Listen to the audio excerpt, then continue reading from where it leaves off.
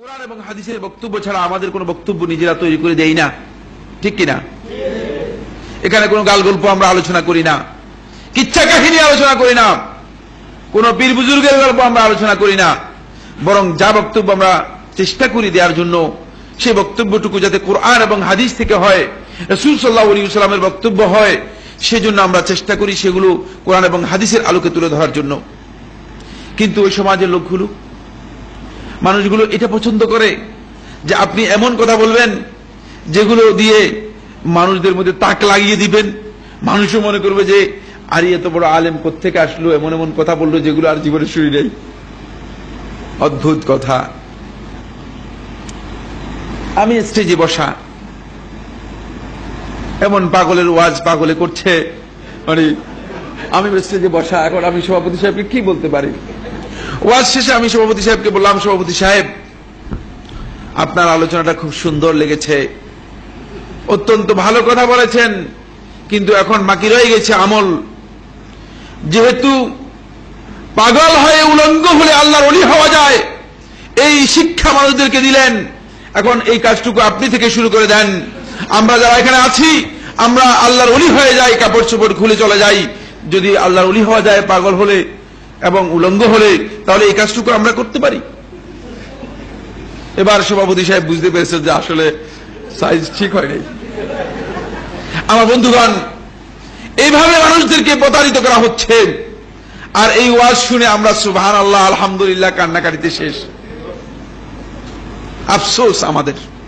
মিরপুরে একটা প্রোগ্রামের মধ্যে আমি আলোচনা করলাম, প্রধান অতিথির আলোচনা, আমি স্টেজে বসা, আমার আগে এক বন্ধু আলোচনা করলেন, বললেন যে ডাহা ডাহা মিথ্যা কথা, মাহফিলের মধ্যে ডাহা ডাহা মিথ্যা কথা, এর চেয়ে মিথ্যা কথা আর হতে পারে না। এবং আমি দৃঢ়তার সাথে আপনাদেরকে বলছি যে শয়তান পর্যন্ত এই ধরনের মিথ্যা কথা বলে না।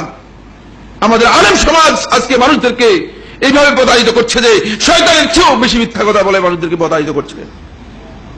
মুখের মধ্যে দাড়ি রেখে, মাথায় পাগড়ি দিয়ে এইভাবে শয়তানের মতো মানুষদেরকে প্রতারিত করছেন কেন? আপনার কি স্বার্থ রয়েছে? কি কারণে আপনি প্রতারিত করছেন? যদি আপনার দুনিয়ার প্রয়োজন হয়, দুনিয়া উপার্জন করার জন্য তো আরো পথ আছে, আরো হাজার রকমের পথ আছে। কেন দ্বীনকে ব্যবহার করে, ইসলামকে ব্যবহার করে, আখিরাতের পুঁজিকে ব্যবহার করে আপনারা দুনিয়া উপার্জন করার জন্য চেষ্টা করছেন? এই ব্যর্থ প্রচেষ্টা করবেন না, দয়া করে এই কাজগুলো কেউ করবেন না। কোন ভাইকে আমি সুনির্দিষ্টভাবে বলতে চাই না, কারণ আপনারা জানেন আমি এক্সট্রিম অতিরিক্ত কোনো বক্তব্য পছন্দ করি না। যেমনি ভাবে আমি কোনো ব্যক্তিকে তার শির করাকে হারাম মনে করে থাকি। এটি আমি বড় বড় আলেমদের সামনে বসেছি। এই পৃথিবীতে এখন সবচেয়ে বড় আলেম যারা রয়েছেন, অধিকাংশ বড় বড় আলেমদের সামনে বসে তাদের সামনে দার্স নিয়েছি, তাদের সামনে পড়েছি। এই জন্য এই শক্তি আমার মধ্যে রয়েছে। এই ধরনের কাজ আমরা করি না, আমরা কাউকে তার শির করি না। বন্ধু, ইসলাম আমাদেরকে যে প্রোগ্রাম দিয়েছে, সে প্রোগ্রামটা আমরা জানবো হয় কোরআন থেকে, নয় সুন্নাহ থেকে। কোরআন সুন্নাহর বাইরে কোন ছোট্ট একটা আমল আবিষ্কার করা, প্রচলন করা, বা প্রতিষ্ঠিত কোনো আমলকে একটা ভিন্ন রূপ দেওয়া, এর সাথে সংযোজন করা অথবা বিয়োজন করা, কমিয়ে কিছু ছোট করে ফেলা, এগুলোর কোনো সুযোগ ইসলামে নাই। সে বিষয়টা আমাদেরকে অন্তত পক্ষে যারা রবিউল আউয়াল মাসে সিরাতের চর্চা করেন, সিরাতের আলোচনা করেন, এই আলোচনাগুলো তাদের করতে হবে। চমৎকার একটি হাদিস সহিহ বুখারীর মধ্যে এসেছে। রাসূলুল্লাহ সাল্লাল্লাহু আলাইহি ওয়াসাল্লাম বলেছেন, কুল্লু উম্মতি ইয়াদখুলুনাল জান্নাহ ইল্লা মান আবা। আমার উম্মতের সবাই জান্নাতে প্রবেশ করবে, তবে ওই ব্যক্তি ছাড়া যে অস্বীকার করছে, বলছে আমি জান্নাতে যাব না, আমি জান্নাতে যাব না, সে ছাড়া সবাই যাবে। কিলা মান আবা ইয়া রাসূলুল্লাহ, জিজ্ঞেস করা হলো, হে আল্লাহর রাসূল, কে ব্যক্তি এমন বোকা যে জান্নাতে যেতে অস্বীকার? তখন রাসূল সাল্লাল্লাহু আলাইহি ওয়াসাল্লামকে যখন জিজ্ঞেস করা হলো যে কে অস্বীকার করছে, তিনি বললেন, মান আতাআনি দাখালাল জান্নাহ ওয়া মান আসানি ফাকাদ আবা। যে ব্যক্তি আমার অনুসরণ করলো সে জান্নাতে প্রবেশ করতে পারলো। ইট মিনস যে সে আসলে জান্নাতে প্রবেশ করতে চায়। আর যে আমাকে অমান্য করলো, আমাকে অস্বীকার করলো, আমার অনুসরণ করলো না, তাহলে সে মূলত, এর অর্থ হচ্ছে, এটাকে এইভাবে এক্সপ্রেস করা যায়, এর অর্থ হচ্ছে সে জান্নাতে যেতে চাইলো না। আজকেও আমাদের সমাজে রাসূল সাল্লাল্লাহু আলাইহি সাল্লামের এই হাদিসকে এভাবে ব্যাখ্যা করতে হবে। যারা তাকে অনুসরণ করছেন না, স্পষ্ট বোঝা যাচ্ছে যে তারা আসলে জান্নাতে যেতে চান। পরিশুদ্ধতা দেওয়া হয়নি। আমাদের আলেমদের মধ্যে, ভারতবর্ষে অনেক আলেম আছে, অনেক কিছু জানেন, কিন্তু তাদের মধ্যে বিশুদ্ধ জ্ঞানের অভাব আছে। আকীদার ক্ষেত্রে বিশুদ্ধ জ্ঞানের অভাব আছে, মানহাজগত বিশুদ্ধগত সমস্যা আছে। আকীদা যেমন তাদের গলত রয়ে গেছে, বড় বড় গলত রয়ে গেছে, তেমনি ভাবে মানহাজগত সমস্যা রয়ে গেছে। আমরা হাদিসের ব্যাখ্যা করতে করতে মাযহাবে নিয়ে ঠেকাই, মানে আমার মতটাকে প্রাধান্য দেওয়ার জন্য ব্যস্ত করি। হাদিসটাকে হাদিসের মতো বোঝার চেষ্টা আমরা করি না, যে জিনিসটা মদিনাতে করা। আপনি যদি মসজিদ নববীর দার্সে বসেন, আপনি দেখবেন যে হাদিসটাকে হাদিসের মতো করে ব্যাখ্যা করা হচ্ছে। এর সৌন্দর্য আর কোথাও পৃথিবীতে পাবেন না। সুতরাং যারা বলে থাকে যে ভারতবর্ষে আলেমরা এভাবে বসে অধিকতর সহি, কথা ঠিক বলেন না। আলহামদুলিল্লাহ, মদিনাতে এখনো এলমি সে চর্চা রয়েছে। মদিনার এলমি সবচেয়ে বিশুদ্ধ এলম এখন পর্যন্ত। আল্লাহ মদিনার এলমকে তাজা রাখুক, আমাদেরকে সেই এলমের আলো যেন আমরা পাই, সে তৌফিক আমাদের দান করুন, আমিন। খুব ভালো বলেছেন। সুন্নত আমরা কখনো বলি, আমরা সবাই সুন্নি, সুন্নত চাই, এই সুন্নত সেই সুন্নত, এই সুন্নতটা নেবো, টুপির সুন্নতটা নেবো, অথবা দাড়িটা নেবো, পাগড়িটা নেবো। আবার যখনই বলি যে রাসূল পাক সাল্লাল্লাহু আলাইহি ওয়াসাল্লাম ঘরে নামাজ পড়ছেন, সহিহ হাদিসের প্রমাণিতে, না নেবো না, কারণ আমার হুজুর তো কোনোদিন এটা করেননি। তা আসলে রাসূল পাক সাল্লাল্লাহু আলাইহি ওয়াসাল্লামের সুন্নত সহিহ জানার পরে কোন ব্যক্তির অজুহাতে সুন্নত বর্জন করা, এটা অত্যন্ত আপত্তিকর প্রবণতা। সকল বুজুর্গই আমাদের মাথার মণি, তারা কোন সুন্নত করেছেন, কোনটা সুন্নত, তাদের জন্য গুনাহ নেই, বা তারা যেটা করে সুন্নত সেটা সওয়াব পাবেন, যেটা ব্যতিক্রম হয়েছে তার জন্য সওয়াবটা কম থাকবে। কিন্তু আমি যদি সুন্নতকে সহিভাবে প্রমাণিত হওয়ার পরেও আবার কোন ব্যক্তি কোন মাধ্যমে বিচার করে নিতে চায়, তার মানে হলো রাসূল পাক সাল্লাল্লাহু আলাইহি ওয়াসাল্লামকে আমি উসওয়া মানলাম না, আমার উনার আদর্শ মানলাম না, তারপরে কাউকে আদর্শ মানলাম, এটা আমাদের খুবই অন্যায়। মুহাম্মদ রাসূলুল্লাহ ঈমানের দাবি হলো একমাত্র তিনি মাসুম, তিনি নির্ভল, তিনি কুদওয়া, সবাই তার আলোয় আলোকিত, সবাইকে তাকে দিয়ে মাপবো, তাকে কাউকে দিয়ে মাপবো না, এই ইয়াকিন পোষণ করো। জাযাকুমুল্লাহ খাইর। আল্লাহ কোরআন কারীমে কি বলছেন? ওয়াতাসিমু বিহাবলিল্লাহি জামিআ ওয়ালা তাফাররাকু, তোমরা দৃঢ়ভাবে ধরো আল্লাহর রজ্জুকে, একত্রিত হয়ে, ঐক্যবদ্ধ হয়ে, এবং দলাদলি করো না, ফিরকাবাজি করো না, গ্রুপ বিভক্ত হয়েও না। তাহলে ঐক্যবদ্ধ থাকা ফরজ, দলাদলি করা হারাম। আমরা দুর্ভাগ্যবশত বর্তমানে বাংলাদেশে আমি একটা অদ্ভুত জিনিস দেখি। অধিকাংশ ক্ষেত্রে আমরা ইসলাম বুঝি, পালন করি আর না করি, কিন্তু এখানে দেখি আল্লাহ যেটাকে হারাম করেছেন ওটাকে আমরা ফরজ বলি। ইসলাম করতে হলে কোনো না কোনো একটা দল করা লাগবে। লা হাওলা ওয়ালা কুওয়াতা ইল্লা বিল্লাহ। আল্লাহ বললেন কোন দল করে না, তোমার দল ইসলাম। দলহীন ভাবে, ঐক্যবদ্ধ ভাবে আল্লাহ রজ্জুকে ধারণ করো, দলাদলি করো না। আর আমরা বললাম দল দল হতেই হবে, কোনো না কোনো এক দলে যাইতে হবে। পার্থক্য বোঝেন? কর্মের জন্য আপনারা 5টা মানুষ আছেন, একত্রিত হয়েছেন, এক জায়গা হলে একজনকে আমির বানিয়েছে, এটা ভিন্ন কথা। এটা একটা কাজের জন্য মানুষ এক জায়গা হওয়া। কিন্তু ইসলাম যে জামায়াত বা ঐক্যের নির্দেশ দিয়ে এলো, সেটা হলো সারা উম্মতের ঐক্য, অন্তরে সব মুসলমান এক। এই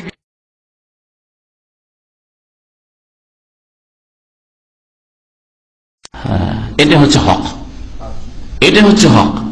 কারণ আল্লাহর কথা, তার রসুলের কথা, কোরআন হাদিসের কথা বিনা কোনো শর্তে মানতে হবে।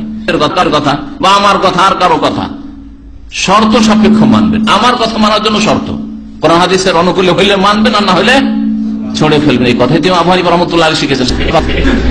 আল্লাহ পাক কোরআনে কি বলছে? আফাতুমিনুনা বিবাযিল কিতাব ওয়া তাকফুরুনা বিবায, তোমরা কি এই কিতাবের, ইসলামের বিধানে, কোরআন হাদিসের কিছু মানতে চাও আর কিছু অস্বীকার করো? তো যারা কাটা ছেঁড়া করে নিজের সুবিধা মতো, যারাই করুক না কেন, যেটা যাদের পক্ষে হইলো ওইটাকে ওরা প্রচার করলো। এটা হচ্ছে দিন ইসলামের কিছু মানা আর কিছুর সাথে কুফরি করা। আফাতুমিনুনা বিবাযিল কিতাব ওয়া তাকফুরুনা বিবায।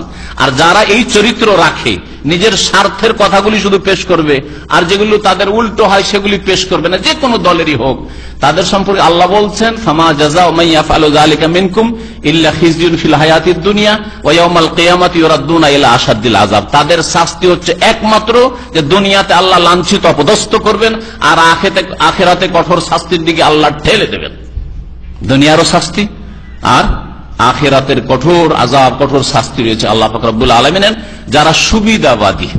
আর আমি যেমন বললাম যে আলহামদুলিল্লাহ আমি কোরআন সুন্নাহর দলের সাথে আছি। ইয়াদুল্লাহি মাল জামা, জামা হচ্ছে সাহাবায়ে কেরামদের দল। আমি সাহাবায়ে কেরামদের দলের সাথে, খোলাফায়ে রাশিদিনের দলের সাথে, তাবেঈনদের দলের সাথে, তাবা তাবেঈনদের দলের সাথে, ইমাম আবু হানিফা, শাফিঈ, মালিক, আহমদ তাদের দলের সাথে, এই মুহাদ্দিসিনদের দলের সাথে আছি। কোরআন এবং হাদিস যেখানে নিয়ে যাবে সেখানে আছি। এটা হচ্ছে আমার দল, এটা হচ্ছে আমার জামাত। এই জামাত ছাড়া আর অন্য কোন জামাত বুঝি না। না আমার আঞ্চলিকতার জামাত আছে, না ভাষাগত জামাত আছে আমার, আর না আমার দেশগত কোন জামাত আছে, না আমার রং বর্ণের জামাত আছে, বরং সব রঙের লোক, সব দেশের লোক, সব ভাষার লোকই আমার দলে সামিল। কারণ আমার দল হচ্ছে, আমি সেই দলে বিশ্বাসী যেই দলকে ছেড়ে গেছেন সাইয়্যিদুল মুরসালিন খাতামুন নবীন মুহাম্মদুর রাসূলুল্লাহ সাল্লাল্লাহু আলাইহি সাল্লাম। মা আনা আলাইহিল ইয়াউম ওয়া আসহাবি। নাজাত প্রাপ্ত দল, সাহায্য প্রাপ্ত দল হচ্ছে ওই দলটি যেই অবস্থায় রাসূলুল্লাহ সাল্লাল্লাহু আলাইহি সাল্লাম ছেড়ে গেছেন তার সাহাবায়ে কেরামদেরকে। আমি যে অবস্থায় রয়েছি, নবী বলছেন মা আনা আলাইহি, যেই অবস্থার উপর আমি আছি, দিনের অবস্থার উপর, আর ওয়া আসহাবি, আমার সাহাবায়ে কেরামরা যে অবস্থার উপর রয়েছে। সাহাবায়ে কেরামদের জামানায় যে অবস্থা ছিল দিন ইসলামের, সেই জামাত, সেই দলের সাথে আমার সম্পর্ক অন্য কোন দলের। আমি অবশ্যই আমি হানাফি, হ্যাঁ আমি অবশ্যই হানাফি। আবু হানিফা রহমতুল্লাহ আলাই ইমামদের মধ্যে তিনি বড় ইমাম, এবং সবাই তিনি হলেন মানে প্রথম ইমাম আবু হানিফা রহমতুল্লাহ আলাই, ইসলামের বড় সন্তানদের একজন আবু হানিফা রহমতুল্লাহ আলাই। তো তার ব্যাখ্যা আমরা এগুলি দেখি, তিনি কিভাবে ইস্তেখরাজ করতেন, ইস্তেমবাদ করতেন, এগুলি আমরা দেখে অনুপ্রাণিত হই, এলেম শিখে। ইমাম শাফি বলছে, যে ব্যক্তি ফেকার সামান্য যদি কিছু পেয়ে থাকো ফাহু আলা আয়াল আবি হানিফা, আবু হানিফা রুহানি সন্তান, ইমাম শাফি বলছেন। ইমাম আবু হানিফার ছাত্র হইল ইমাম মোহাম্মদ, ইমাম মোহাম্মদের ছাত্র ইমাম শাফি, ইমাম শাফির ছাত্র হল ইমাম আহমদ। তো গোড়া তো ইমাম আবু হানিফা রহমতুল্লাহ আলী। তো কিন্তু তিনি যেহেতু বলছেন, দুটা কথা তার মনে রাখুন। একটি হল লা ইয়াজুজু লিআহাদিন আন ইয়া'মালা বিরাই ইল্লা আন ইয়ারিফা মিন আইনা কুলতু, যে কারোর পক্ষে এইরকম আমার কোন কথা মেনে চলা উচিত নয় যখন না সেটা জেনে নেয় আমি কথা কোত্থেকে বলছি, দলিলটা কি। আরেকটি হলো এদা সহাল হাদিস বা মাযহাবি, সহিহ হাদিস পাওয়া যায় ওইটি আমার মাযহাব। সুতরাং আমি সেই হানাফি, আমি আন্দা হানাফি না, আমি ওইটা পড়। আমি তো একজন কড়া হানাফি ছিলাম। বাংলাদেশের হানাফিদের উস্তাদ আমরা, আমার বংশটা আলিয়াওয়ালাদের উস্তাদ আমার বাবা, কমিওয়ালাদের উস্তাদ আমার নানা গোষ্ঠী। বাইতুল মোকাররম জাতীয় মসজিদের প্রথম খতিবটা আমার মামা মুফতি আব্দুল মুঈন সাহেব, লালবাগ মাদ্রাসার মুফতি। বঙ্গবন্ধু শেখ মুজিব নিজে ওনাকে বাইতুল মোকাররমের খতিব নিয়োগ করেছিলেন। মুফতি ফজলুল হক আমিনী ছিলেন আমার মামারই ছাত্র। এরপরে যারা আছে ছোটখাটো লক্ষ লক্ষ কওমি ওলামা আমার মামা গোষ্ঠীর ছাত্র, পড়া হানাফি সব। আমার আলিয়া এরা আমার বাবা গোষ্ঠীর ছাত্র। বর্তমান যে বাইতুল মোকাররমের খতিব উনি আমার বাবার কাছে পড়ছে, কিন্তু আমার বাবা আদর্শ কিছুই নাই হয়তো ওনার কাছে, আল্লাহু আলাম। এই আর আমি নাম নিচ্ছি না, বাঘা বাঘা আলেম, তামিল মিল্লাতের প্রিন্সিপাল, আল কোরআন একাডেমি লন্ডনের যে পরিচালক হাফেজ মনিরুজ্জামান, আরো বাঘা বাঘা আলেম, এরা আমার বাবা গোষ্ঠীর ছাত্র। তো ওনারা তো হানাফি। তা আমি যে এই হানাফি ব্লক থেকে এসে আপনাদের এখানে বসে গেছি, এ দ্বারা কি বুঝলেন যে এখন আর কোনো পার্থক্য নাই। ইনশাআল্লাহ পার্থক্য উঠে যাবে, আমরা এক হয়ে যাব। হানাফি, আহলে হাদিস সব সহিহ হাদিস ওয়ালা হয়ে যাব ইনশাআল্লাহ।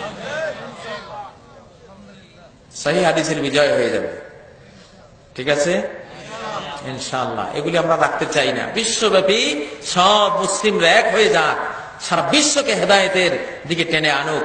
কুনতুম খায়রা উম্মাতিন উখরিজাত লিন-নাস, তোমরা শ্রেষ্ঠতম জাতি, তোমাদেরকে মানব কল্যাণে এই পৃথিবীতে বের করে আনা হয়েছে, মানুষের কল্যাণে নিয়োজিত হও।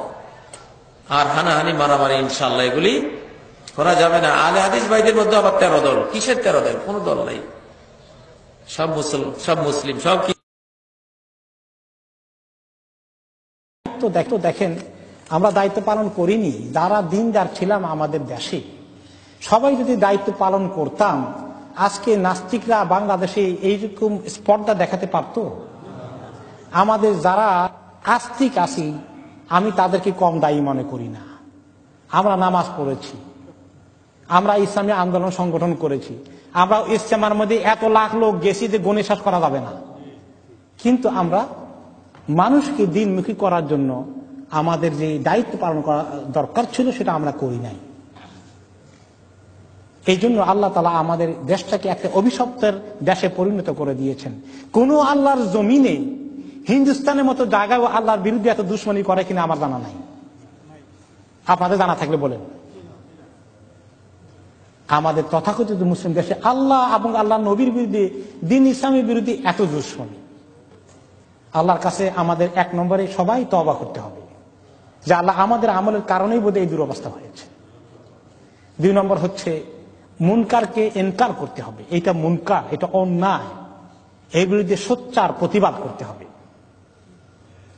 এর বিরুদ্ধে প্রতিবাদ করতে হবে যে এই ব্যক্তি কোন মুনকার দেখে সেটাকে থামানোর জন্য হাত দিয়ে চেষ্টা করে না, শক্তি থাকলে হাত দিয়ে চেষ্টা করে থামিয়ে দেবে, এতটুকু না পারলে মুখে দিয়ে চেষ্টা করে বন্ধ করার চেষ্টা করবে। আর যদি এত দুর্বল হয় সেটাও নাই, তাহলে কমপক্ষে অন্তর দিয়ে ঘৃণা করবে। আর অন্তর দিয়ে ঘৃণা করাটা হচ্ছে সবচেয়ে ভালো কাজ। কি মনে করেন?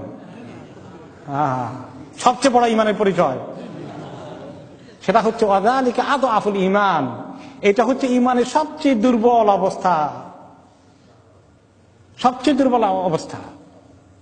ওয়ালাইসা ওয়ারা যালিকা হাব্বাতু খারদালিন মিনাল ঈমান।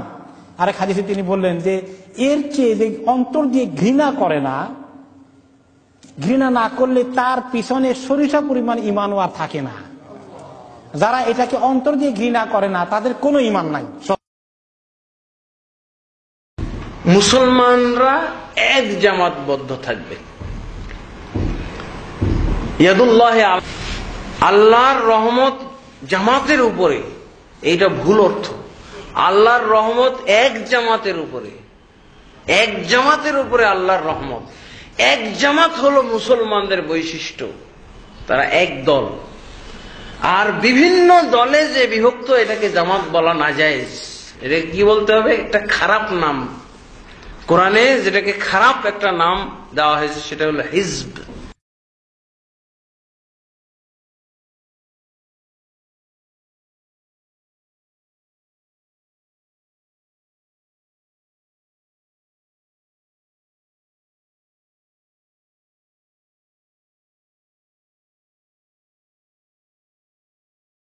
মুসলমানদের ঐক্যবদ্ধ চাই, তাহলে এখন আমাদেরকে বলতে হবে যে 100 দলে মুসলমানদেরকে ঐক্যবদ্ধ হওয়া উচিত। এক দলে ঐক্যবদ্ধ হওয়ার কোন সুযোগ নাই। এক দলে ঐক্যবদ্ধ হইতে হলে অবশ্যই যদি 100টা দল থেকে থাকে তাহলে 99টার বিলুপ্তি ঘটাইতে হবে, এবং যারা 99টার বিলুপ্তি ঘটানোর চেষ্টায় রত থাকে এরাই হলো আল জামাতের সদস্য, যদি সংখ্যায় একজন লোকও পাওয়া যায়। ইবনে মাসউদ রাদিয়াল্লাহু আনহু কি বলছেন যে হক দল এরাই হলো নাজাত প্রাপ্ত দল। ওয়ালাউ কুনতা ওয়াহিদান, যদিও তুমি সংখ্যায় একজন হও। যখন বহু দল হয়ে গেছে তখন আল জামাতের সদস্য হলো ওই ব্যক্তি যে 99টা কমানোর জন্য মাঠে নেমেছে এবং সুতরাং একজন মুসলিম আরেকজন মুসলিমের ক্ষেত্রে স্মরণ রাখা উচিত। রাসূল সাল্লাল্লাহু আলাইহি ওয়াসাল্লাম বলেন আল মুসলিমু আখুল মুসলিম। একজন মুসলিম আরেকজন মুসলিমের কি? জোরে বলেন, একজন মুসলিম আরেকজন মুসলিমের কি? কিন্তু আজকে আমরা একজন মুসলিম আরেকজন মুসলিমের ভাই না শত্রু? আজকে শত্রু হয়ে গেছি কয়েকটি কারণে। শত্রু হয়ে গেছি 2টি কারণে। একটি হলো ওই রাস্তার কারণে বলেন, রাস্তা বলতে রাজপথ, রাজনৈতিক ফিল্ডের কারণে বলেন, সেখানে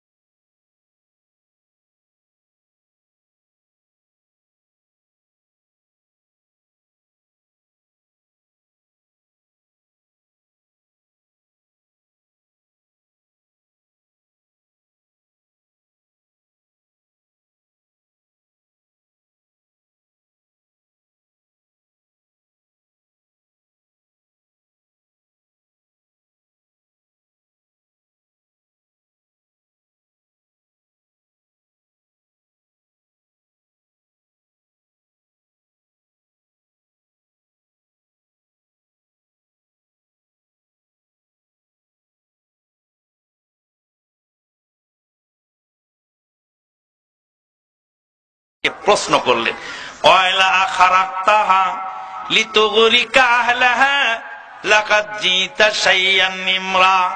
বললেন, উস্তাদজি ভালো নৌকা ছিদ্র করলেন, নৌকা ডুবানোর জন্য কাজটা খুব খারাপ হয়ে গেল।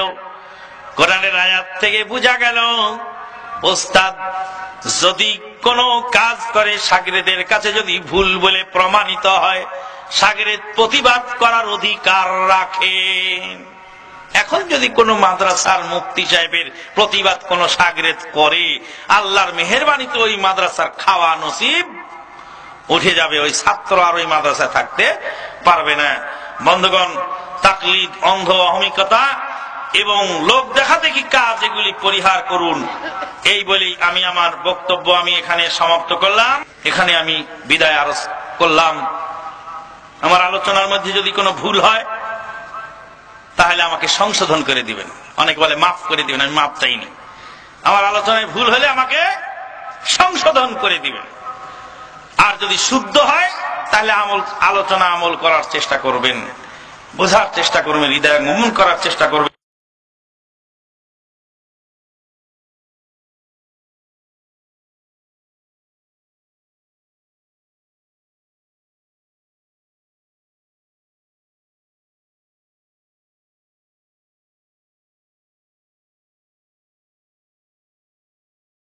কথা তদন্ত না করেই বলবে।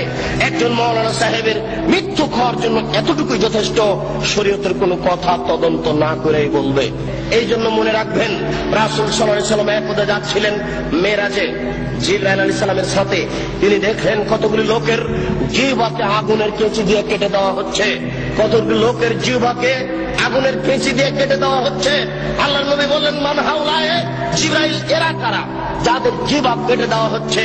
জিবরাইল আলাইহিস সালাম বলেন, হাউলায়ে খুতবাইন উম্মতিক, এরা হচ্ছে আপনার উম্মতের বক্তা, যারা বক্তৃতা করে বেড়াতো, তাদের জিহ্বা আগুনের কেঁচি দিয়ে কেটে দেওয়া হচ্ছে। কি বুঝলেন? বুখারী শরীফের এক হাদিসে এসেছে, আল্লাহর নবী বলছেন, ইয়াউমুল কিয়ামা, মাওলানা সাহেবকে কিয়ামতের মাঠে জাহান্নামে নিয়ে যাওয়া হবে। জাহান্নামে নিক্ষেপ করার সাথে সাথে তান্দালে পাক্তা বহু, মাওলানা সাহেবের নাড়ি ভুঁড়ি সব ঝরে পড়ে যাবে। মাওলানা সাহেব ঘুরতে থাকবে তার নাড়ি ভুঁড়ির চতুর্দিকে। ফাস্তামা আলাইহা আহলুন নার, জাহান্নামীরা সেখানে জমা হয়ে বলবে, মাওলা খবর কি হুজুর, আপনার কেন এই অবস্থা? আনতা তা'মুরুনা বিল মারুফ ওয়া তানহা আনিল মুনকার, হুজুর আপনি তো আমাদের ভালো কথা বলছিলেন, মন্দ থেকে নিষেধ করছিলেন, হুজুর আপনার অবস্থা কেন এরূপ? হুজুর তখন বলবেন, কি বলি, আমরুক বিল মারুফ ওয়া আতি হে, আমি যে ভালো বলেছি ভালো করিনি। যে মাছ দিয়ে ভাত খায় মানুষ, কাঁটা ফেলে খায়, বুদ্ধি আছে, কাঁটা সহ খায় না। অতএব শরীয়ত যেটুকু জানতে চাইবে, যেটুকু জানতে হবে, সেটুকু প্রমাণ সহকারে জানতে হবে। আল্লাহু আল্লাহু আল্লাহু আল্লাহু